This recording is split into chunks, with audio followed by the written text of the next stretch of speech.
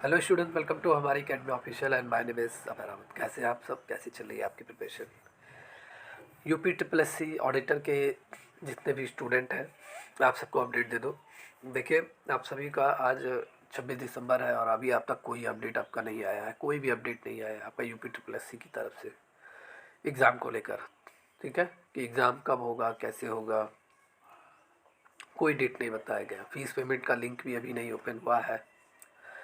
Correction window भी नहीं open हुई है। आप सभी की बहुत सारे डाउट है। अभी यूपी ट्रिपल एस सी कोई वर्क नहीं कर रहा है, समझ लीजिए। ये फॉर्म आपका अगस्त से ही, समझ लीजिए, पूरी तरीके से अगस्त से जुलाई उलाई में शायद ये आया था और तभी से लेके अभी तक इसका कोई अपडेट नहीं है। अच्छी बात आप सभी के लिए है कि जितने भी 7,000 स्टूडेंट है, अराउंड 7,000, ठीक है, आप सबके पास टाइम है अभी। टाइम इसलिए है कह रहा हूँ क्योंकि नहीं आता है एग्ज़ाम डेट, कोई बात नहीं, आपके अदर एग्ज़ाम होंगे उस पर आप फोकस कीजिए। साइड बाई साइड आप अपने यूपी ट्रिपल एस सी को टारगेट करते रहिए क्योंकि इसमें कंपटीशन ना के बराबर है, बहुत ही कम कंपटीशन है। ठीक है, 561 पदों के लिए आपका ओनली 7,000 स्टूडेंट ही है, ओनली 7,000, तो बहुत कंपटीशन ना के बराबर है। जो स्टूडेंट इस एग्ज़ाम को अच्छे से क्लियर कर लेगा उसकी नौकरी पक्की है, 100%। तो आप सभी लोग अपने तैयारी को डेली बेसिस पे करते रहिए। ये मत सोचिए कि आपका दूसरा एग्ज़ाम है, इसका कोई अपडेट नहीं है, इस पर अभी कुछ दिन रुक जाते हैं, या यूपी में आर ओ की एग्ज़ाम होने वाला है उस पर तैयारी करें, इसको रोक दें, या जूनियर असिस्टेंट का होने वाला है इसको रोक दे, इसको कर ले, ऐसा कभी डाउट मत रखिए। इसको फोकस करके चलिए क्योंकि इसमें कंपटीशन ना के बराबर है। ठीक है, और इम्पॉर्टेंट है आपके लिए। यही मेंस एग्ज़ाम है, यही लास्ट एग्ज़ाम है। तो जैसे ही कोई अपडेट आती है मैं खुद ही आप सभी को इन्फॉर्म करूँगा। बाकी जितने भी स्टूडेंट हैं जो अभी तैयारी करना चाहते हैं, कहीं पर भी उन्होंने कोई क्लास वगैरह नहीं लिया हुआ है, वो हमारे हमसे जुड़िए, हमारी टीम से जुड़िए। ठीक है, पूरी तरीके से हमारी एकेडमी ऑफिशियल पर आपको UP triple S C auditor की तैयारी कराई जा रही है। कंप्लीट हो रहा है थियरी, न्यूमेरिकल, एमसीक्यू, तीनों क्लासेस आपको प्रोवाइड की जा रही है। इस सब के साथ साथ टेस्ट सीरीज़ वगैरह भी आप सभी को प्रोवाइड किया जा रहा है। अगर आप बेहतरीन तैयारी करना चाहते हैं, कंप्लीट तैयारी करना चाहते हैं, तो कम से कम फीस में ओनली 249 में आपको पूरा कॉमर्स की तैयारी कराई जाएगी। ठीक है, 65 क्वेश्चन की कंप्लीट तैयारी with syllabus wise, chapter wise आपकी पूरी क्लास चल रही है। जो भी स्टूडेंट तैयारी करना चाहते हैं आप हमसे जुड़िए। जुड़ने के लिए क्या करना है, आपको गूगल प्ले स्टोर पर जाना है, हमारी एकेडमी ऑफिशियल ऐप आपको डाउनलोड करना है। जिस नाम से यूट्यूब चैनल है उसी नाम से एप्लीकेशन भी आपको मिलेगा। वहाँ से रजिस्टर लॉगिन करके आप हमारे इस क्रैश कोर्स से ज्वाइन हो सकते हैं। ये कोर्स आपके लिए इंपॉर्टेंट है कॉमर्स एग्ज़ाम के लिए। ठीक है, या जितने भी स्टूडेंट जो अदर क्लासेस कहीं पर भी अटेम्प्ट कर रहे हैं उनको नहीं समझ में आ रहा है, तो फिर भी मैं कहता हूँ कि अभी भी देर नहीं हुआ है, जल्दी से जल्दी ज्वाइन कीजिए, अपनी तैयारी को बूस्ट कीजिए। ठीक है, चलिए आज हम लोग जो क्लास कवर करेंगे रॉयल्टी, रॉयल्टी का आज हम लोग एमसीक्यू सेक्शन पूरी तरीके से सॉल्व करेंगे। मल्टीपल चॉइस क्वेश्चन जो आपके एग्ज़ाम में आते हैं, कुछ ही मल्टीपल चॉइस क्वेश्चन हम लोग सॉल्व करेंगे, के लिए सॉलिड है, ये आपके एग्ज़ाम में आए हुए क्वेश्चन है। ठीक है, रॉयल्टी पूरा चैप्टर मैंने कोर्स के जितने स्टूडेंट हैं सभी को मैंने पढ़ा दिया है, पूरा थियरी। ठीक है, क्लास वगैरह पे सब अपडेट है। आज ये एमसीक्यू की क्लास यूट्यूब पे की जा रही है। जितने भी स्टूडेंट जो अभी तक एडमिशन नहीं लिए हुए हैं, जल्दी से एडमिशन आप लोग ले लीजिए। चलिए, रॉयल्टी का यहाँ पे हम लोग फर्स्ट क्वेश्चन देखते हैं। Today is the first question. Royalty का अर्थ उस धन से है, मतलब डज रॉयल्टी मीन, रॉयल्टी मतलब क्या आप समझते हैं? ठीक है, सीधा सीधा ये बात हो गई। या रॉयल्टी से आप क्या समझते हैं, ये आपका हो गया। रॉयल्टी कैसा मनी होता है? ऑप्शन आपके हैं, जो पुस्तकों का लेखक उसके प्रकाशकों को देता है, कोयले की खान का मालिक पट्टेधारक से प्राप्त करता है, या एक पेटेंट वस्तु का निर्माता वस्तु के अनुज्ञा से प्राप्त करता है, या उपयुक्त तीनों। तो देखिए, रॉयल्टी मैंने आपको क्लास में पढ़ाया हुआ है। ठीक है, जैसे आपकी भूमि है, आपका लैंड है, अगर आप किसी को यूज़ करने के लिए आप दे रहे हैं, किसी बिजनेस पर्पज से दे रहे हैं, ठीक है, तो आप उसके बदले में कुछ ना कुछ अमाउंट लेंगे। ठीक है, तो वो होता है रॉयल्टी। और रॉयल्टी क्या होता है? एक एग्रीमेंट होता है दो लोगों के बीच में, लैंडलॉर्ड और लेजी के बीच में, भूमि स्वामी और पट्टेदार के बीच में एक समझौता होता है। ठीक है, कि अगर मेरा बिजनेस चलेगा, इतना यूनिट अगर सेलिंग होगा तो आपकी भी रॉयल्टी बढ़ती जाएगी। ठीक है, अगर मेरा बिजनेस नहीं चल रहा है तो कम से कम मैं आपको इतना किराया दूंगा। ठीक है, तो ये मिनिमम रेंट होता है। तो बहुत सारी चीज़ें मैंने क्लास में पढ़ाया हुआ है। तो यहाँ पे रॉयल्टी आपका ये तीनों होगा। अगर कोई पुस्तक का लेखक है, उसने पुस्तक लिख दिया है, ठीक है, अब वो कई प्रकाशक, कई पब्लिशर ऐसे उस बुक को वो पब्लिश करना चाहते हैं, ठीक है, अपने पब्लिशर के नाम से, पुस्तक का लेखक है, अगर उसने कोई भी मान लेते हैं कोई भी स्टोरी उसने अच्छी सी लिख दी हुई है, कोई आर्टिकल लिखा हुआ है, कोई भी पब्लिशर उसे पब्लिश करना चाहता है तो उसके बदले में क्या देगा, उस राइटर को, उस ऑथर को, ठीक है, रॉयल्टी पे करना पड़ेगा उसे, ठीक है। या कोयले की खान का जो मालिक है उसे पट्टेदार से मिलता है, लैजी से मिलता है, ठीक है, कोयले की खान को यूज़ करने के एवज में। एंड अगर आपने कोई मान लेते हैं आप कोई दवा आप लॉन्च कर रहे हैं, आपने उसका पेटेंट करा लिया, अब वो दवा उस नाम से, आपके उस नाम से कोई भी वो दवा बना नहीं पाएगा। तो इसमें क्या होता है, अगर कोई भी बनाता भी है तो उससे क्या, पेटेंट का जो यूज़ करेगा उस दवा का, उसके एवज में भी रॉयल्टी पे करना पड़ेगा जिस व्यक्ति ने पेटेंट लिया हुआ है, ठीक है। पेटेंट क्या होता है, पेटेंट इंटेंजिबल एसेट्स होता है आपका। तो यहाँ पे आपका यह तीनों होगा, ओके। अधिकार शुल्क की रकम देखिए, यहाँ पे इसका डिस्कशन देख लीजिए, एक्सप्लेनेशन। अधिकार शुल्क का आशय उस रकम से है फिर जो एक दूसरे व्यक्ति को दूसरे व्यक्ति द्वारा प्रदान किया जाता है, जो एक व्यक्ति द्वारा दूसरे व्यक्ति को प्रदान किए गए कुछ विशेष अधिकारों के प्रयोग के बदले में भुगतान किया जाता है, मतलब स्पेशल राइट्स ग्रांट्स के रूप में ये दिया जाता है, ठीक है, एक व्यक्ति द्वारा दूसरे व्यक्ति को। राइट फीस या royalty fees is given for the use of both tangible and tangible property, दोनों के लिए दिया जाता है, टेंजिबल एंड टेंजिबल प्रॉपर्टी दोनों के लिए। टेंजिबल प्रॉपर्टी क्या होता है, जिसे आप देख सकते हैं, छू सकते हैं, जैसे लैंड, बिल्डिंग, बट आपका मशीनरी, ये सब फर्नीचर, ये हो गया, ठीक है। इसके यूज़ करने के बदले में रॉयल्टी मिलती है, देना पड़ता है यूज़ करने के बदले में रॉयल्टी। और इंटेंजिबल एसेट्स, जैसे इंटेंजिबल एसेट्स यहाँ पे मैंने बात किया, कोई पुस्तक प्रकाशित करने का अधिकार, ठीक है, कोई पेटेंट वस्तु निर्मित करके बेचने का अधिकार, कोई खान खोदने का अधिकार, तो यहाँ पे आपका पेटेंट आ जाता है, ठीक है। इंटेंजिबल एसेट्स में आपके क्या क्या आएंगे, आपके पेटेंट आएगा, ट्रेडमार्क आएगा, कॉपीराइट आएगा, ठीक है, गुडविल आपका आएगा। आप सभी लोग इसको अच्छे तरीके से जानते होंगे, और कॉपीराइट को तो आप लोग अच्छी तरीके से जानते होंगे। Copyright as a social media बहुत यूज़ होता है, किसी का भी वीडियो अगर आपने यूज़ कर लिया तो उसे कॉपीराइट ले रखा है, तो जाहिर सी बात है आपको कॉपीराइट इस क्लेम आपको दे सकता है, ठीक है, स्ट्राइक दे सकता है, तो बहुत सारी चीज़ें हैं। तो यहाँ पे आपका ये तीनों होगा, ओके। या यहाँ पे रॉयल्टी अकाउंट आपका कैसा अकाउंट है, तो रॉयल्टी किसी के लिए इनकम होता है, किसी के लिए एक्सपेंडिचर होता है। इनकम किसके लिए होता है, लैंडलॉर्ड के लिए ये रॉयल्टी वो क्या करता है, लैंडलॉर्ड उसे पट्टेधारक से मिलता है, लैजी से उसे मिलता है, तो इसके लिए इनकम होता है, ठीक है। और पट्टेदार मतलब जो लैजी है, ये क्या करता है, भूमि स्वामी मतलब लैंडलॉर्ड के जो भी इसका यूज़ करता है, लैंड, बिल्डिंग, कुछ भी यूज़ करता है, तो इसको रॉयल्टी इसे पे करना पड़ता है पट्टेदारक को, ठीक है, लैजी को। तो इसके लिए क्या है, ये एक एक्सपेंसेस है, ठीक है, एक्सपेंसेस है, इनके लिए इनकम है, इनके लिए एक्सपेंसेस है। तो यहाँ पे अगर हम कहें इनकम और एक्सपेंसेस आपके किस अकाउंट पे आते हैं, तो ये आपके नॉमिनल अकाउंट पे आते हैं, मैंने पढ़ाया हुआ है। अकाउंट आपके 3 तरह के होते हैं, एक आपका होता है पर्सनल अकाउंट, एक होता है रियल अकाउंट, एक होता है नॉमिनल अकाउंट। पर्सनल अकाउंट में आपका क्या आएगा, जैसे राम, श्याम, गीता, बबीता, किसी का भी अकाउंट, स्कूल, कॉलेज, किसी का भी अकाउंट। रियल अकाउंट में आपका क्या आएगा, रियल अकाउंट में आपका आएगा जैसे जितने भी एसेट्स आपके हैं, ठीक है, कोई भी एसेट्स है, करंट एसेट्स, फिक्स एसेट्स, कोई भी, तो वो आपके किस में आएंगे, आपके आएंगे रियल अकाउंट में। और नॉमिनल अकाउंट में आपका खर्चा आएगा, आपकी इनकम आएगी, एक्सपेंसेस आएंगे, ठीक है। तो रॉयल्टी आपका नाम मात्र खाता है, नॉमिनल अकाउंट है। रॉयल्टी आपका एक तरह से लगान की तरह होता है, और यह नाम मात्र खाते की तरह डेबिट पक्ष में दिखाया जाता है, ठीक है, डेबिट पक्ष में इसे शो किया जाता है रॉयल्टी को, ठीक है। अगर पट्टेधारक है तो लेजी है, तो वो डेबिट साइड में प्रॉफिट एंड लॉस अकाउंट में दिखाएगा, क्योंकि उसके लिए तो एक्सपेंसेस है, और प्रॉफिट एंड लॉस अकाउंट पे डेबिट साइड में सभी खर्चों को दिखाया जाता है, ठीक है, ओके।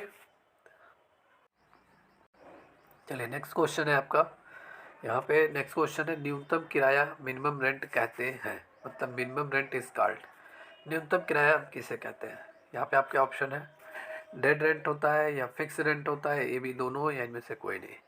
देखिए ये दोनों आपका होगा, एक तो आपका फिक्स रेंट होगा, यहाँ पे रेमिट आ गया है, टाइपिंग थोड़ा ही रह रहा है, ठीक है, एक फिक्स रेंट ही आपका होता है। जैसे अगर लैंडलॉर्ड और लेजी के बीच में कोई कॉन्ट्रैक्ट वगैरह हुआ है, कोई एग्रीमेंट हुआ है कि अगर आप इतना यूनिट अगर आप सेल कर रहे हैं, अगर आप हमारी बिल्डिंग को यूज़ कर रहे हैं, लैंडलॉर्ड कह रहा है कि अगर आप हमारी बिल्डिंग को यूज़ कर रहे हैं, अगर आप 100 यूनिट अगर आप सेल कर रहे हैं या उससे ऊपर सेल कर रहे हैं, तो 10% एक्स्ट्रा आपको पर यूनिट पे आपको देना पड़ेगा हमें। तो ये एग्रीमेंट होता है रॉयल्टी को लेकर। मान लेते हैं अगर किसी समय पट्टेदारक का बिजनेस चल नहीं रहा है, पूरी तरीके से ठप है, तो क्या लैंडलॉर्ड अपना मतलब बिल्डिंग फ्री में देगा उसे यूज़ करने के लिए? नहीं देगा। जैसे कोविड काल में बिजनेस किसी का नहीं चला, तो क्या जो जिनका लैंड होगा, जितनी बिल्डिंग है, क्या वो लोग किराया नहीं लेंगे? उसका उसका रॉयल्टी नहीं लेंगे? रॉयल्टी तो नहीं लेंगे, लेकिन एक फ़िक्स अमाउंट लेते हैं, ठीक है, जिसे हम क्या कहते हैं, मिनिमम रेंट कहते हैं। ये फ़िक्स रेंट आपका होता है, इतना कम से कम तो देना ही पड़ता है, ठीक है। और ये डेड रेंट भी आपका माना जाता है, चाहे बिजनेस चले या ना चले, आपको देना पड़ेगा पट्टेधारक को, ठीक है। तो ये दोनों आपका होगा। न्यूनतम किराया आपका होता क्या है, इसको देखिए। Minimum rent means the amount of owner, ठीक है, ऑफ द प्रॉपर्टी। प्रॉपर्टी का जो ओनर है वो चार्ज करता है from the tenants in every case. मतलब किराएदार से, भूमि का जो स्वामी है वो अपना मतलब किसी भी दशा में किराएदार से चार्ज करता है minimum rent. And the owner fix the minimum rental amount at the time of making agreement. जो ओनर जो होता है, ठीक है, ओनर जो होता है, भूमि का स्वामी जो होता है, वो मिनिमम रेंट अमाउंट पूरी तरीके से तय करता है एग्रीमेंट करते समय, ठीक है, लेजी से। ऐसा करने से स्वामी को, मतलब जो भूमि का स्वामी है, लैंडलॉर्ड है, ठीक है, उसको यह लाभ होता है कि कम से कम एक स्थायी उसकी इनकम बन जाती है। भाई जाहिर सी बात है, आपका बिजनेस चले या ना चले, आप हमारा बिल्डिंग यूज़ कर रहे हैं, अगर नहीं चलेगा तो क्या हमारा भी बंद हो जाएगा? आपका नहीं चल रहा है तो हमारा थोड़ी ना बंद होगा। तो इसलिए लैंडलॉर्ड एग्रीमेंट में ये पूरी तरीके से क्लियर करवा लेता है कि अगर आपका बिजनेस चले या ना चले, हमें इतना चाहिए, ठीक है, इतना परसेंट, तो उसकी फिक्स इनकम बन जाती है, ठीक है। इसे मृत किराया, स्थायी किराया, नाम किराया भी कहते हैं। मतलब इसे हम डेड रेंट भी कह सकते हैं, परमानेंट रेंट भी कह सकते हैं, या नेम रेंट भी हम कह सकते हैं। समझ में आया मिनिमम रेंट क्या होता है? ओके, चलिए नेक्स्ट यहाँ पे है, अधिकार शुल्क की गणना की जाती है। रॉयल्टी आपका राइट फीस या रॉयल्टी का ये कैलकुलेट किया जाता है डेली बेसिस पे, मंथली बेसिस पे, on the basis of production of sales, या वार्षिक आधार पे। तो मैंने आपको बताया रॉयल्टी आपका किस पे कैलकुलेट होता है। रॉयल्टी आपका डेली बेसिस पे भी नहीं होता है, ना ही मंथली आपका होता है। ये प्रोडक्शन या सेलिंग के आधार पे पूरा डिसाइड होता है कि अगर आप इतना बेच रहे हैं तो इतना हमें चाहिए। जैसे अगर एक बुक ओनर है, जैसे जिस मान लेते हैं आपने एक किताब लिख दी, ठीक है, आपने एक अच्छी सी बुक लिखी। अब उस बुक को बहुत सारे पब्लिशर्स आपके पास आएंगे, कहेंगे सर ये बुक मुझे लॉन्च करनी है, आप पब्लिश करना है, और हम अपना पब्लिकेशन अपने नाम से यूज़ करेंगे। बस आपको हम वहाँ पे क्या दे देंगे, आपको हम श्रेय दे देंगे, आपका नाम वहाँ पे दे देंगे लास्ट में, या स्टोरी के जो भी बुक आपने लिखी है स्टार्टिंग में आपको पूरा हम श्रेय दे देंगे कि आप ही ने इस बुक को लिखा हुआ है, तो आपका नाम हर जगह रहेगा। तो बुक राइटर या ऑथर क्या कहेगा कि भाई आप मेरी बुक को आप यूज़ कर रहे हैं, आप पब्लिश कर रहे हैं अपने पब्लिकेशन के नाम से, तो मुझे कुछ ना कुछ परसेंट चाहिए। जितना सेलिंग होगा, या जितना आप हमारी बुक को जितना प्रिंट करके बनाएंगे, जितना पब्लिश करेंगे, जितना हमारी बुक को छापेंगे, उसका हमें 20%, 25%, 30% ये मुझे चाहिए। अगर सेलिंग के आधार पे होता है, अगर आप 1000 यूनिट सेल कर रहे हैं तो मुझे 20% टोटल 1000 यूनिट का चाहिए। इस बेस पे तय होता है, और यही होता है रॉयल्टी, ठीक है। कोयले की खान का मालिक है, आप कोयला निकालिए पट्टेदार से, जितना कोयला निकलेगा उसका 10% मुझे भी चाहिए, ठीक है, 10% कमीशन के रूप में चाहिए, क्योंकि मेरी लैंड है, आप मेरे यहाँ से काम कर रहे हैं, तो ये होता है रॉयल्टी, ठीक है। तो अधिकार शुल्क की गणना उत्पादन की इकाई और बिक्री के आधार पर की जाती है। फार्मूला नोट कर लीजिए, उत्पादित इकाई इंटू प्रति इकाई उत्पादन दर, ये आपका होता है, ठीक है। Unit produce into production rate per unit, ये रॉयल्टी का क्या है, फॉर्मूला है, ठीक है। या चलिए नेक्स्ट क्वेश्चन है, न्यूनतम किराया निर्धारित करने का मूल्य उद्देश्य क्या होता है? न्यूनतम किराया भाई लैंडलॉर्ड की एक फिक्स इनकम बन जाती है, यही तो होता है। भूस्वामी की एक नियमित आय बनाए रखना, ये तो एकदम साफो साफ मैंने अभी इससे पहले वाले क्वेश्चन में बताया है। To maintain regular income of land owner, ये होता है, ठीक है। भूस्वामी की आय से कमीशन लेना, नहीं ये नहीं हो सकता, ठीक है। मालिक की नियमित आय से ब्याज, मतलब taking interest from the owner regular income, नहीं। मिनिमम रेंट क्या फिक्स कर देता है? लैंडलॉर्ड की एक फिक्स इनकम तय कर देता है, ठीक है। न्यूनतम किराए से आशय उस रकम से है, मतलब minimum rent means the amount जो the owner of the property, property का जो ओनर है, ठीक है, अधिकार पाने वाले से प्रत्येक दशा में कुछ ना कुछ परसेंट लेता है, ठीक है। और ऐसा करने से भूस्वामी को यह लाभ होता है कि प्रतिवर्ष उसकी एक फिक्स इनकम बन जाती है। तो ये होता है आपका मिनिमम रेंट, और ये ऑप्शन आपका A is the right answer of this question. Copyright के अधिकार शुल्क की राशि का निर्धारण कैसे होता है? अभी मैंने आपको बोला कॉपीराइट वाला, total sale, total cost according to tradition या एज पर गवर्नमेंट रूल्स। तो टोटल सेलिंग के आधार पे होता है कॉपीराइट का, ठीक है। जैसे एक मैंने बुक वाला भी आपको एग्जांपल बताया था, जैसे एक लेखक अपनी पुस्तक को प्रकाशित करने का अधिकार किसी अन्य व्यक्ति या संस्था को देता है, तो निश्चित रूप में उसे उसके बदले में उनसे क्या कुछ ना कुछ फिक्स शुल्क लेगा ही, कुछ ना कुछ मतलब फिक्स फीस वो लेगा कि आप इतना, अगर बुक आप यूज़ कर रहे हैं, पब्लिश कर रहे हैं, जिस संस्था से वो एग्रीमेंट करेगा तो कुछ ना कुछ उसके बदले में उसे कमीशन चाहिए, ठीक है। और यही शुल्क जो होता है, यही फीस कॉपीराइट होती है। It is generally determine on the amount of total sale during the year. ये पूरी तरीके से ये एग्रीमेंट आपका जो होता है पूरे साल भर में आप जितना भी आप सेलिंग करेंगे, ठीक है, उसका मुझे कुछ ना कुछ फिक्स परसेंटेज ये डिसाइड हो जाता है, ठीक है। ऑथर कंपनी से डिसाइड कर लेता है, जिस भी संस्था को पब्लिश करने के लिए देता है। ओके, तो यहाँ पे आपका आंसर क्या हो जाएगा? आंसर ए रहेगा, टोटल सेल्स आपका, राइट। या चलिए कुछ अब हम लोग यहाँ पे वन लाइनर क्वेश्चन देखेंगे जो आपका इंपॉर्टेंट है। बाकी हम लोग कल एमसीक्यू क्लास और भी इसका आगे देखेंगे, एमसीक्यू भी मैं कल करवाऊंगा एंड इन सबके साथ साथ न्यूमेरिकल क्वेश्चन भी मैं बहुत सारे करवाऊंगा आप सभी को कल की क्लास में। जितने भी स्टूडेंट जो इस क्लास को देख रहे हैं, अगर आप तैयारी अच्छा करना चाहते हैं तो कोर्स से जल्दी आप ज्वाइन हो जाइए। क्लासेस चल रही है, कंटिन्यू चल रही है डेली बेसिस पे, मंडे टू सैटरडे। चलिए यहाँ पे वन लाइनर हम लोग देखेंगे, एग्जाम में आए हुए क्वेश्चन है और आपके सारे डाउट भी ये क्वेश्चन क्लियर करेंगे। इन आपको बताना है कौन सा सही है, कौन सा गलत, कौन सा स्टेटमेंट आपका ट्रू है और कौन सा स्टेटमेंट आपका रॉन्ग है। तो royalty is a nominal account, royalty नाम मात्र खाता है, मैंने अभी आपको एमसीक्यू में पढ़ाया है, तो ट्रू होगा ये। Okay, royalty is revenue expenditure to the lessee. अब ये फॉल्स क्यों है, इसको भी ज़रा देखिए। कह रहा है रॉयल्टी लेजी के लिए, ठीक है। रॉयल्टी के दो पार्टीज होती हैं, एक लैंडलॉर्ड होता है जो अधिकार देता है किसी को, और लेजी होता है, ठीक है। लेजी वो किसी से अधिकार लेता है, उसकी भूमि, लैंड, ज़मीन ये कुछ नहीं होता है, वो बस काम करता है, पट्टेदार होता है। तो दो पार्टी होते हैं। अब यहाँ पे कह रहा है कि लेजी के लिए ये क्या है, रिवेन्यू है, रॉयल्टी नहीं, ये गलत है। लेजी के लिए ये खर्चा है, एक्सपेंसेस है, ठीक है, एक्सपेंसेस है ये। रेवेन्यू किसके लिए है? रेवेन्यू तो लैंडलॉर्ड के लिए है, तो उसकी ज़मीन है, वो पैसा कमाएगा, इसको तो रॉयल्टी देना पड़ता है, ठीक है। तो ये यहाँ पे फॉल्स होगा। Okay, royalty is calculated either on the basis of production और सेल्स। रॉयल्टी आपका प्रोडक्शन और सेल्स के बेस पे कैलकुलेट किया जाता है, ठीक है। तो मैंने अभी आपको पढ़ाया है, जितना प्रोडक्शन होगा, जितना सेलिंग होगी, ठीक है, उसी के बेस पे रॉयल्टी कैलकुलेट किया जाता है, यह ट्रू है।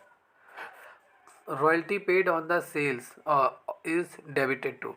रॉयल्टी अगर चुकाया जाता है, ठीक है, सेलिंग जितना सेलिंग हो रहा है और रॉयल्टी दिया जाएगा, जो भी मतलब लैंडलॉर्ड है या पुस्तक का मतलब लेखक है, ठीक है, तो डेबिट टू।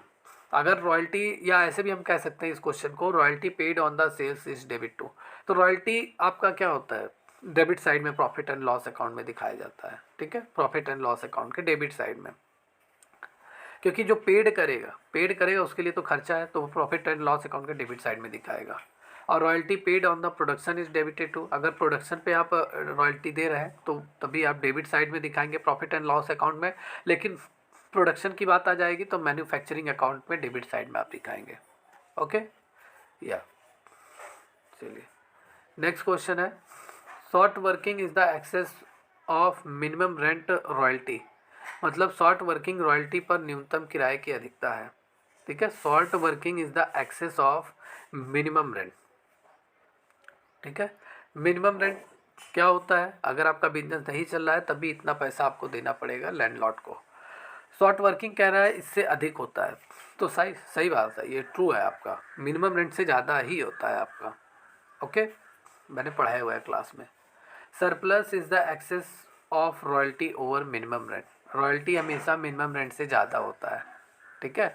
अगर रॉयल्टी नहीं बन रहा है, कोई भी अगर मतलब पैसा नहीं कमा रहा है, जो भी लेजी है, पट्टेदार है, तो उसे मिनिमम रेंट देना पड़ता है लैंडलॉर्ड को। लेकिन अगर ज़्यादा पैसा कमाएगा, मान लेते हैं 5,000 मिनिमम रेंट है, रॉयल्टी 7,000 है, तो लैंडलॉर्ड को कौन सा पैसा पे करेगा? लेजी 7,000 पेमेंट करेगा, ठीक है, क्योंकि एग्रीमेंट किस पे हुआ है? टोटल सेलिंग, टोटल प्रोडक्शन पे आपका, तो यहाँ पे ट्रू होगा ये। Short working recoverable in the future are shown in the balance sheet on the asset side as long as they recoverable. Okay, yeah.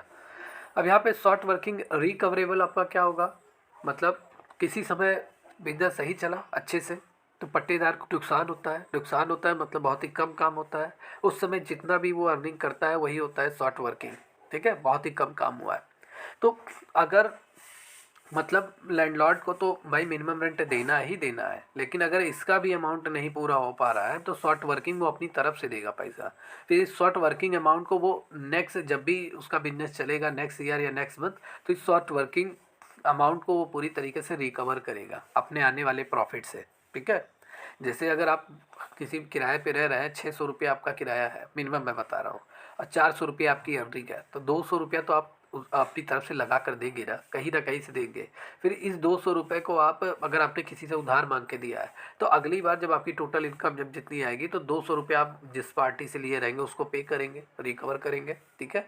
और जब रिकवर करेंगे जाहिर सी बात है कि भविष्य में ये कमी के संभव को दर्शाता है और संपत्ति पक्ष में ये बैलेंस शीट में दिखाया जाता है, ठीक है, जब तक ये वसूली योग्य है। लैंडलॉर्ड के लिए तो ये बैलेंस शीट में एसेट साइड में दिखाया जाता है, तो ट्रू है, ठीक है। Short working not recouped debited to the profit and loss account. अगर लैंडलॉर्ड को शॉर्ट वर्किंग अमाउंट जो है रिकवर नहीं होता, रिकूप नहीं कर पाता है, उसकी भरपाई नहीं कर पाता है, या लेजी ही शॉर्ट वर्किंग अमाउंट को आगे चल के मतलब पूरी तरीके से रिकूप नहीं कर पाता है, ठीक है, तो जाहिर सी बात है उसके लिए एक्सपेंसेस हो गया, ये आपका प्रॉफिट एंड लॉस अकाउंट के डेबिट साइड में आपका दिखाया जाता है, ओके।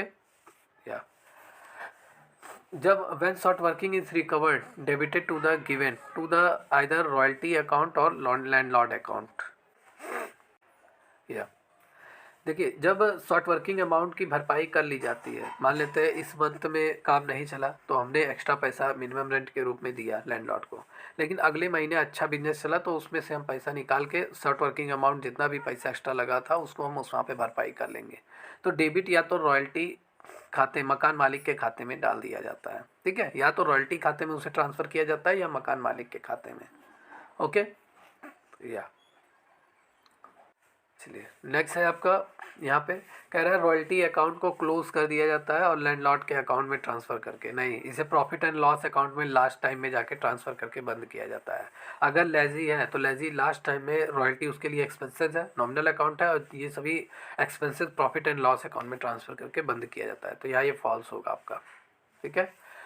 अनरिकूव्ड रॉयल्टी मतलब बकाया रॉयल्टी सस्पेंस होना है पट्टेदार की पुस्तकों में, ठीक है, पट्टादाता की पुस्तकों में पट्टेदार के खाते में स्थानांतरित कर दिया जाता है। जब तक रॉयल्टी ड्यू है तब तक लैंडलॉर्ड जो है वो लेजी के अकाउंट में अनरिकूव्ड रॉयल्टी को ट्रांसफ़र कर देता है और नियर फ्यूचर में कभी ना कभी ये रिकवर होगा, तो ये ट्रू आपका होगा, ठीक है। मिनिमम रेंट आपका डेड रेंट माना जाता है, अभी मैंने क्लास में पढ़ाया हुआ है, तो ये ट्रू है। With the lessor receive payment, जब लेजर पेमेंट रिसीव करता है, ठीक है, he credit to the royalty, वो रॉयल्टी को क्रेडिट करता है, ठीक है, तो ये आपका क्या है, ये पूरी तरीके से फॉल्स है, ये पूरी तरीके से फॉल्स है। जब लेजर पेमेंट रिसीव करता है तो वो क्रेडिट इसको नहीं करता है, वो लेजी के अकाउंट को क्रेडिट करता है, ठीक है, लेजी के अकाउंट को क्रेडिट करता है, मैंने जनरल एंट्री आपको पढ़ाया हुआ है। जैसे रॉयल्टी अकाउंट डेबिट ये पट्टेदार की बुक्स में हो रहा है, लेजी के बुक्स में, और रॉयल्टी डेबिट के हो रहा है कि इसके लिए एक्सपेंसेस है और नॉमिनल अकाउंट है तो डेबिट साइड में, और अभी ड्यू है रॉयल्टी, ठीक है, तो लेजी के अकाउंट को हम यहाँ पे क्रेडिट करते हैं और ये अभी ड्यू है, ठीक है, मैंने पढ़ाया हुआ है आपको। और जब बुक्स कौन को तैयार करता है, लेजी भी बुक्स तैयार करता है, लैंडलॉर्ड भी बुक्स तैयार करता है, दोनों लोग अपनी अपनी बुक्स तैयार करते हैं। The excess of minimum rent over actual royalty is known as rock rent, वास्तविक रॉयल्टी से अधिक न्यूनतम किराए को रॉक रेंट के नाम से जाना जाता है, नहीं गलत है, रॉयल्टी से अधिक न्यूनतम किराए को रॉक रेंट नहीं डेड रेंट के नाम से जाना जाता है, ठीक है। देखिए यहाँ पे रिडेमेबल डेड रेंट के नाम से जाना जाता है, मिनिमम रेंट का नाम ही तो है, मैंने आपको पढ़ाया है। या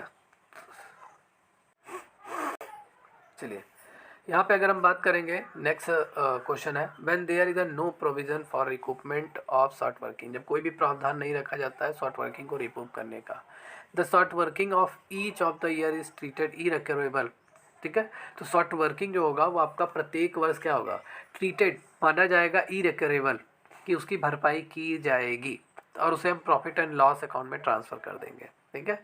अगर मान लेते हैं शॉर्ट वर्किंग अमाउंट जो है वो पूरी तरीके से उसके लिए कोई भी प्रावधान नहीं है, कोई भी प्रत्येक वर्ष की कमी को अपूरणीय माना जाएगा। मान लेते हैं कम काम हुआ, मिनिमम रेट 5,000 है और हमारा बिजनेस जो 2,000 का हुआ, 3,000 हम मिला के देंगे कि नहीं, तो 3,000 यहाँ पे क्या रहेगा, 3,000 यहाँ पे आपका शॉर्ट वर्किंग अमाउंट रहेगा। और ये नियर फ्यूचर में मान लेते हैं ई रिकवरेबल नहीं हो पाता है, तो इसे हम प्रॉफिट एंड लॉस अकाउंट में ट्रांसफ़र कर देंगे, वहाँ पे बंद कर देंगे, ट्रू हो जाएगा। Recoupment of short working can be restricted unrestricted, मतलब कम काम की भरपाई हो सकती है, प्रतिबंधित अप्रतिबंधित। यस, कर भी सकते हैं, नहीं भी करेंगे। पेटेंट खदान या पुस्तक के खरीद के लिए एक मुफ्त भुगतान को हम क्या कहते हैं, नजराना कहते हैं, लीज कहते हैं, प्रीमियम कहते हैं, गुडविल कहते हैं, दोनों सभी नामों से जाना जाता है। ठीक है, ये आपका होता है। किसी की भूमि अगर आप यूज़ कर रहे हैं, उसको एक मुफ्त उसका मतलब भूमि इस्तेमाल कर रहे हैं, लैंड इस्तेमाल कर रहे हैं, उसके बदले में उसे कुछ अमाउंट देना पड़ेगा, तो वो रॉयल्टी भी आपका, रॉयल्टी करें, वो नजराना भी उसे हम कहते हैं, लीज़ पे भी कहते हैं कि हमने पट्टे पर लिया हुआ है, लीज़ पे लिया हुआ है उसकी ज़मीन। ठीक है, ये जैसे अभी आप लोगों ने सुना होगा कि ईरान जो है, चाइना जो है, पाकिस्तान के जितने भी लैंड है उनको लीज पे ले रखा है, पट्टे पे ले रखा है 60 साल 100 साल तक, उस पर वो बंदरगाह बना रहा है, वर्क कर रहा है। लीज मतलब पट्टे पे कुछ ना कुछ अमाउंट पाकिस्तान को मिल रहा होगा, ऐसे भी है। Lump sum payment for the purchase of payment patent mine and book is not royalty, it is assets which is shown in the balance sheet. मतलब पेटेंट खदान और किताब की खरीद के लिए एक मुफ्त भुगतान रॉयल्टी नहीं है, जाहिर सी बात है नहीं है। अगर आप पेटेंट खदान या किताबों की खरीद के लिए एक मुफ्त भुगतान करते तो ये रॉयल्टी नहीं माना जाएगा, तो यह संपत्ति है जिसे बैलेंस शीट में दिखाया जाएगा। ट्रू है, ठीक है, ट्रू है। जाहिर सी बात है, अगर आप किसी चीज़ को खरीद रहे हैं तो वो आपकी एसेट्स होगी, वो रॉयल्टी वहाँ पे नहीं आएगा। ठीक है, ग्राउंड रेंट और surface rent in the rent payable by the lessee in the addition of minimum rent, true. ठीक है, किराए में जमीन का किराया, सतह का किराया, न्यूनतम किराए के अतिरिक्त जो पट्टेदार द्वारा दिया जाता है वो मिनिमम रेंट होता है, ट्रू है। यहाँ पे देखिए, when the short working become irrecoverable, जब शॉर्ट वर्किंग आपका ई रिकवरेबल होता है तो the same debited to the trading account, इसे ट्रेडिंग अकाउंट में हम डेबिट करते हैं। नहीं, जब रिकवरेबल नहीं होता है शॉर्ट वर्किंग अकाउंट तो इसे हम पीएल अकाउंट में ट्रांसफ़र कर देते हैं शॉर्ट वर्किंग अमाउंट को। ठीक है, टू शॉर्ट वर्किंग अमाउंट। तो ये आपका आज का एमसीक्यू का क्लास यहीं पे ओवर होता है। मैंने आज जितने भी क्वेश्चन डिस्कस किए हैं, इंपॉर्टेंट है, आपके एग्ज़ाम में आया हुआ क्वेश्चन है। जितने भी स्टूडेंट जो तैयारी करना चाहते हैं, कंप्लीट प्रिपरेशन करना चाहते हैं, आप हमारे इस कोर्स से ज्वाइन हुई है। कोर्स में आपको कंप्लीट थियरी, न्यूमेरिकल, एमसीक्यू सभी की तैयारी कराई जा रही है। अभी आपका एग्ज़ाम डेट भी नहीं आया तो अभी आपके पास समय है। ठीक है, तो मिलते हैं कल की क्लास में कुछ न्यूमेरिकल्स के साथ। इसका न्यूमेरिकल्स मैं कराऊंगा, रॉयल्टी का कौन कौन से क्वेश्चन आपके न्यूमेरिकल के रूप में आते हैं। ठीक है, और कुछ एमसीक्यू भी कल और भी डिस्कस होगा। तो मिलते हैं कल की क्लास में, तब तक के लिए take care and good bye.